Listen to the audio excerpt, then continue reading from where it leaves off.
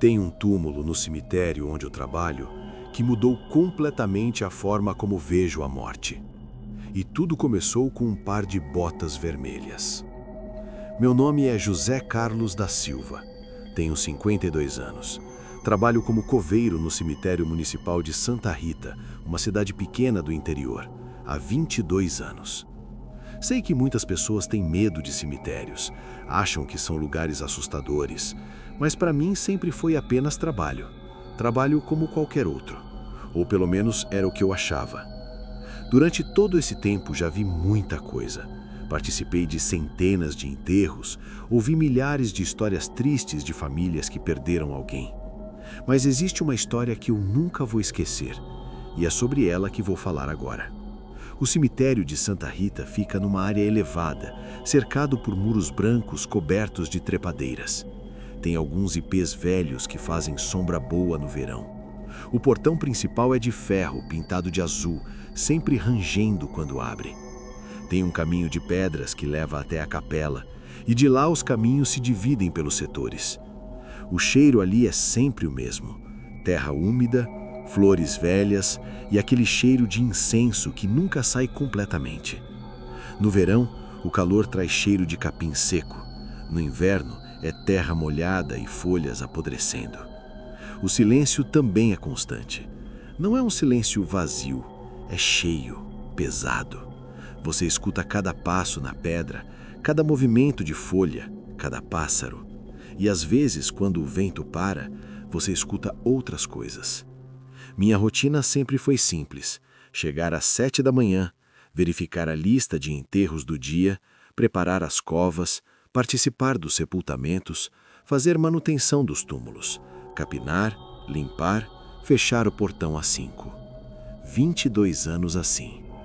Mas tudo mudou quando comecei, em 2001. Eu tinha 30 anos, ainda era relativamente jovem, cheio de disposição. No meu primeiro dia, o seu Antônio, que já trabalhava ali havia mais de 45 anos, me levou para conhecer o cemitério inteiro. Andamos de setor em setor. Ele me explicava como tudo funcionava. Quando chegamos no setor B, uma das áreas mais antigas, ele me mostrou os túmulos dali. A maioria era muito antiga, anos 50, 60. Muitos estavam abandonados, sem família, tomados pelo mato. Foi quando parei em frente a um túmulo específico. Era de uma criança, falecida em 1968. Tinha só 7 anos. Não havia foto, nem enfeite, nada. Apenas a lápide simples e o mato ao redor. O nome gravado era Ana Lúcia. Perguntei ao seu Antônio se alguém ainda visitava aquele túmulo. Ele balançou a cabeça. Disse que não via ninguém ali havia muitos anos. Provavelmente a família tinha morrido ou se mudado. Antes que eu perguntasse mais alguma coisa, ele me interrompeu e seguimos a visita. Mas notei algo estranho. Ao passar por aquela área, senti um frio diferente. Era janeiro, pleno verão. Fazia mais de 35 graus. Mesmo assim, perto daquele túmulo, o ar parecia sempre mais frio. Achei que fosse coisa da minha cabeça. Nas primeiras semanas me acostumei à rotina, mas sempre que passava pelo setor B, meus olhos iam direto para o túmulo daquela menina. Era como se algo chamasse minha atenção. E comecei a notar coisas estranhas. O túmulo nunca ficava tomado pelo mato. Eu limpava todos os túmulos do setor, mas aquele parecia que sempre estava limpo, como se alguém cuidasse dele. Objetos simples apareciam ali sem explicação. Uma vez foi uma flor branca, outra vez uma bonequinha de pano, pequenos objetos que não estavam ali no dia anterior. E a grama ao redor crescia fraca e amarelada, diferente do resto do setor, como se a terra ali não tivesse força. Comentei isso com o seu Antônio. Ele ficou calado por um tempo, depois disse: José, faz só o básico naquele túmulo, não fica muito tempo ali. Coisas estranhas acontecem naquele lugar. Perguntei o que ele quis dizer, ele não explicou, só balançou a cabeça e foi embora. Mesmo sendo uma pessoa cética, aquilo ficou na minha cabeça. Foi num fim de tarde, algumas semanas depois, que aconteceu. Eu estava guardando minhas ferramentas no setor B. O sol já estava baixo, o cemitério vazio, só eu ali. Foi quando ouvi um choro, baixo, de criança. Parei, escutei, silêncio. Achei que tinha imaginado. Continuei guardando as ferramentas. O choro voltou, mais claro dessa vez. Um choro triste, desesperado. Larguei tudo, procurei por todo o setor, achando que fosse alguma criança perdida, mas não encontrei ninguém. E então percebi. Eu estava exatamente em frente ao túmulo de Ana Lúcia. O choro parecia vir dali, debaixo da terra. Saí daquele lugar o mais rápido que pude, com as pernas tremendo, o coração disparado. Depois disso, evitei ficar sozinho naquele setor no fim do dia, mas as coisas não pararam. Com o tempo, descobri que não era o único. Outros funcionários também relatavam coisas. O Carlinhos, que cuidava da manutenção, disse que ouviu choros várias vezes, sempre perto daquele túmulo, sempre no fim da tarde. A dona Rosa, que limpava a capela, disse que viu uma pequena figura de criança vestida de branco caminhando entre os túmulos do setor B. Quando ela piscou, a figura sumiu.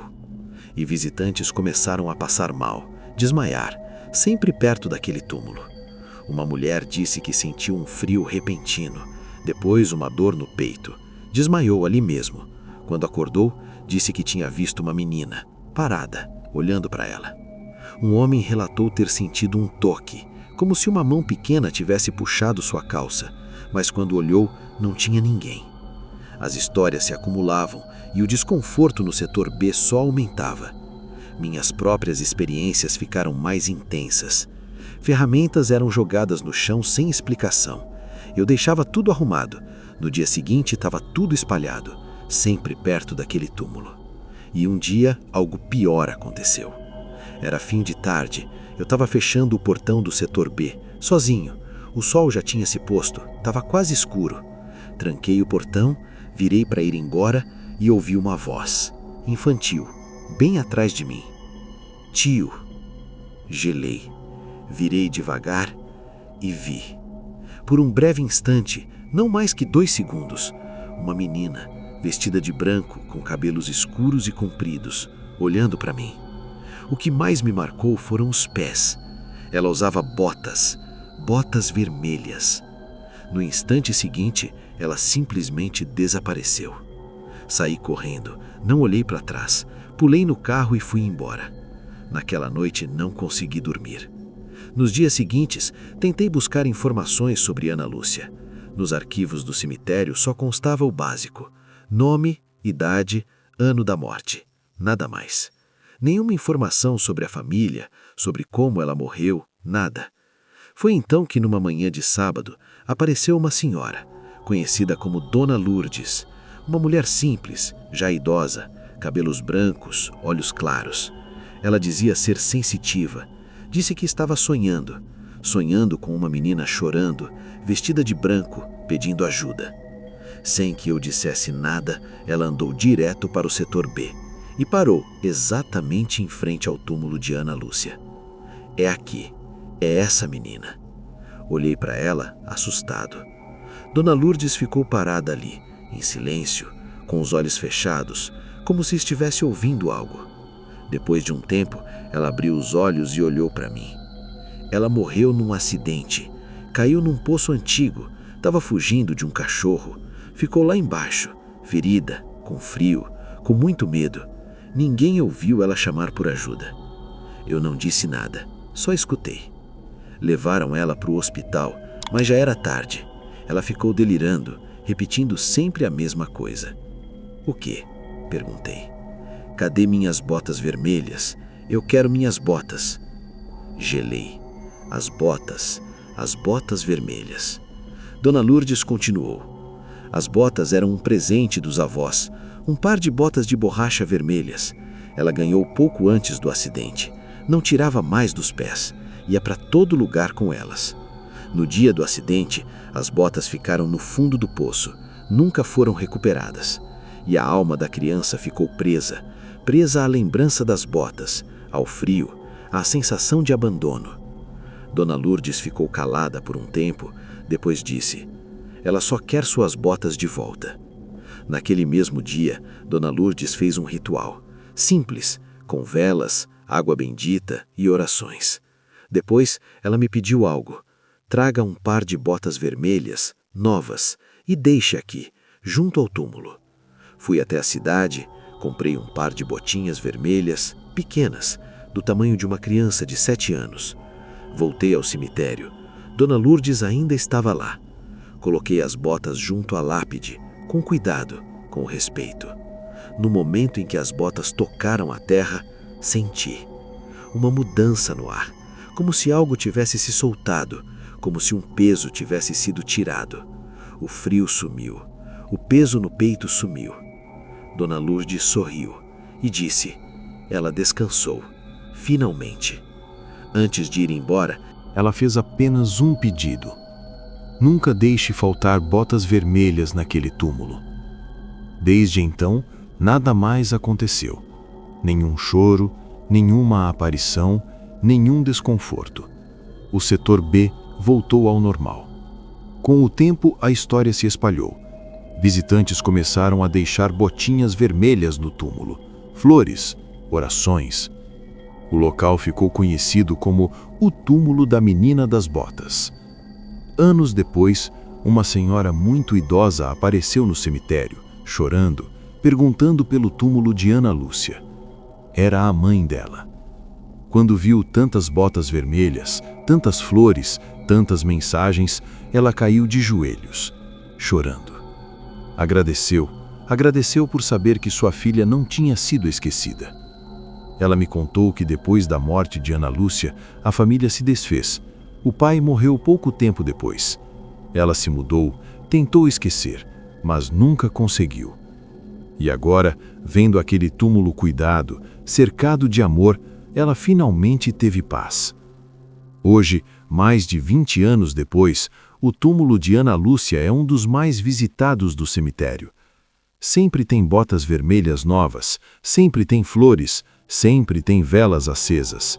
E eu cuido daquele túmulo com carinho especial, porque aprendi algo importante. Meu trabalho não é apenas enterrar pessoas, é cuidar de memórias, é garantir que aqueles que partiram não sejam esquecidos. Ana Lúcia só queria suas botas de volta, um pedido simples, de uma criança assustada. E quando finalmente conseguiu, ela descansou. Uma história de medo que se transformou em respeito, em compaixão, em paz.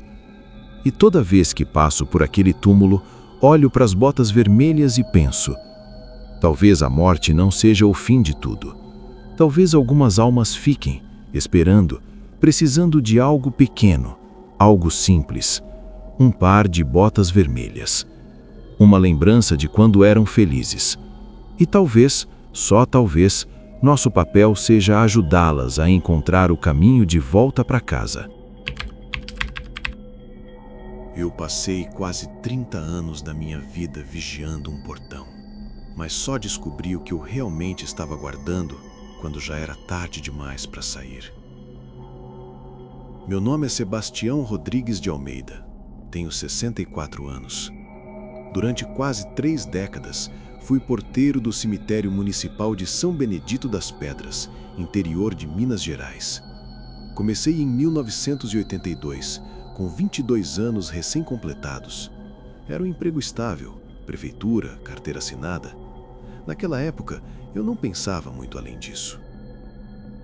O cemitério ficava no alto de um morro de terra vermelha, cercado por eucaliptos velhos que faziam um barulho constante quando o vento batia. O portão principal era de ferro fundido, pesado, com 2 folhas que rangiam mesmo depois de lubrificadas. Minha guarita ficava do lado esquerdo da entrada. Pequena, mas dava para o gasto. Tinha uma cadeira, uma mesinha, um fogareiro elétrico para fazer café. O cheiro era sempre o mesmo. Terra úmida misturada com flores murchas e incenso velho. De manhã cedo, quando a neblina descia do morro, o lugar inteiro ficava cinzento e silencioso. Só o som dos pássaros quebrando o silêncio. E os passos na pedra portuguesa do caminho central. Minha rotina era simples. Abrir o portão às 7 da manhã, fechar às 5 da tarde. Anotar enterros, visitas, manutenção, cuidar para ninguém entrar depois do horário. Era isso. Trabalho honesto, silencioso, solitário, mas tranquilo. Nos primeiros meses, tudo corria normal. Mas tinha um lugar que eu percebi logo de cara. A ala dos fundos, onde ficavam os jazigos mais antigos, datados de 1890, 1900 e poucos, abandonados, cobertos de musgo, nomes apagados pelo tempo. Os coveiros evitavam trabalhar lá. Quando precisavam abrir alguma cova próxima, faziam rápido e saíam. Ninguém conversava muito sobre aquilo. Era só um desconforto no ar. Foi o José Ferreira, coveiro mais velho, que me deu o único aviso que eu recebi. Ele estava aposentando, o último dia dele. Veio até a guarita, acendeu um cigarro e ficou olhando para o fundo do cemitério. Depois olhou para mim e disse: Sebastião, se você ouvir o sino da capela tocar de madrugada, não vai conferir. Deixa quieto. Perguntei o motivo, ele só balançou a cabeça e foi embora. Eu ri na hora, achei que era brincadeira de velho. 3 meses depois, ouvi o sino pela primeira vez. Era 2h30 da madrugada. Eu estava na guarita lendo o jornal quando ouvi. Não foi um toque normal, foi uma badalada só, grave, longa, ecoou por todo o cemitério. Peguei a lanterna e fui até a capela. O portão estava trancado, ninguém podia ter entrado. Subi os degraus, empurrei a porta de madeira. Ela abriu com um gemido. Lá dentro, tudo no lugar, silêncio total. O sino pendurado, no alto, parado. Mas o ar estava gelado, mais frio que o normal. E tinha um cheiro, não sei descrever direito, algo entre mofo e terra revirada. Voltei para a guarita. Tentei não pensar muito, mas o sino tocou outras vezes, sempre de madrugada, sempre uma badalada só. Não demorou para começarem outros sinais. Velas acesas em túmulos que ninguém visitava. Eu tinha certeza que não estavam lá no fim da tarde, mas de manhã estavam, derretidas pela metade, como se tivessem sido acesas durante a noite. Passos, lentos, arrastados, no cascalho dos caminhos. Eu ouvia, olhava e não via nada. E tinha as vozes. Não eram altas, eram sussurros, vinham de direções diferentes. Às vezes pareciam chamar meu nome, mas quando eu prestava atenção, o som sumia. Comecei a anotar tudo num caderno velho que eu tinha. Data, hora, o que aconteceu. Achei que isso ia me ajudar a entender, mas só me deixou mais inquieto. Eu não era o único. A dona Irene, que cuidava da limpeza da capela, teve um desmaio dentro da sacristia. Ela disse que sentiu uma mão gelada no ombro, virou para trás e não tinha ninguém. Desmaiou ali mesmo, ficou 3 dias de atestado. O Marcão, coveiro mais novo, jurou que viu uma mulher de branco entre os túmulos ao anoitecer. Foi atrás achando que era visitante atrasada. A mulher desapareceu na frente dele. Ele largou a pá no chão e foi embora. Nunca mais voltou. O Pedro, que fazia manutenção, começou a ter pesadelos toda noite. Sonhava que estava cavando uma cova e as paredes começavam a desmoronar. Ele acordava sem ar, com dor no peito. Pediu transferência depois de 2 meses. Cada um que saía era substituído por outro e o ciclo recomeçava. Mas eu continuei. Não sei se por teimosia ou porque achava que tinha obrigação. Afinal, eu era o porteiro, era minha função ficar. Foi em outubro de 1998 que tudo mudou. Eu tinha fechado o portão às 5 como sempre. Fiz a última ronda, conferi os cadeados. Voltei para a guarita. Tinha levado marmita de casa. Esquentei no fogareiro. Comi devagar. Rádio ligada na Itatiaia. Devia ser umas 11 horas da noite quando senti um frio. Não vindo de fora, vindo de dentro, do peito, como se algo tivesse sugado todo o calor do meu corpo de uma vez. Levantei. As pernas tremiam. Peguei a lanterna, abri a porta da guarita. O cemitério estava diferente. A luz cheia iluminava tudo, mas a luz parecia errada, azulada demais, irreal, e tinha um silêncio pesado. Nenhum grilo, nenhum vento, nada. Comecei a andar pelo caminho central. Não sei porquê, meu corpo se movia sozinho. Foi quando vi vozes, muitas vozes, vindas da terra, sussurros desesperados, súplicas, pedidos, algumas em idiomas que eu não reconhecia, outras claras demais. Desculpa, abre o portão, eu não quero ficar aqui. Parei no meio do caminho, o coração batendo tão forte que doía. Olhei para os lados, os túmulos pareciam se mexer. Não muito, só um tremor leve, como se algo embaixo deles tivesse acordado. Então vi, do lado da ala antiga, perto dos jazigos de 1890, a terra estava se abrindo. Não era desmoronamento, era movimento, como se algo tivesse empurrando de baixo para cima. E das rachaduras começaram a sair sombras. Não eram pessoas, eram formas escuras, indefinidas, subindo devagar, como fumaça densa. Elas não tinham rosto, mas eu sabia que estavam me olhando. Tentei gritar, a voz não saiu. Tentei correr, as pernas não obedeceram. Uma das sombras se aproximou, deslizando sobre a terra, sem fazer som. Ela parou na minha frente, ficou ali, parada, e então sussurrou: "Você não pode nos segurar para sempre." Senti minha visão escurecer, minhas pernas cederam, caí de joelhos. Quando acordei, estava deitado na guarita, amanhecendo, o rádio ainda ligado, marmita pela metade no chão. Achei que tinha sonhado, mas minhas roupas estavam sujas de terra, meus joelhos ralados e minhas mãos estavam geladas, tão geladas que doíam. Depois disso, comecei a pesquisar. Fui na biblioteca municipal, pedi jornais antigos, conversei com moradores mais velhos, procurei qualquer coisa sobre o cemitério e encontrei. Antes de ser cemitério, o terreno era usado para outra coisa. No final de 1800, uma fazenda ocupava aquele morro. O dono era um homem chamado Coronel Deodato Mendes, rico, poderoso e, segundo os relatos, envolvido com práticas estranhas. Tinha histórias de reuniões noturnas, rituais, sacrifícios de animais. Alguns falavam até em pessoas desaparecidas. Quando o coronel morreu em 1903, a fazenda foi abandonada. Anos depois, a prefeitura decidiu transformar o local em cemitério. Mas os primeiros enterros foram diferentes. Coveiros relatavam que a terra não aceitava os mortos. Covas desmoronavam, caixões apareciam revirados, cruzes eram arrancadas durante a noite. Teve até um padre que se recusou a benzer o lugar. Ele disse que o solo estava marcado e que enterrar cristãos ali era um erro. Mas a prefeitura ignorou. Não tinha outro terreno disponível e o cemitério continuou. Encontrei também uma lista antiga de funcionários, porteiros anteriores a mim. 7 nomes, todos afastados por problemas de saúde.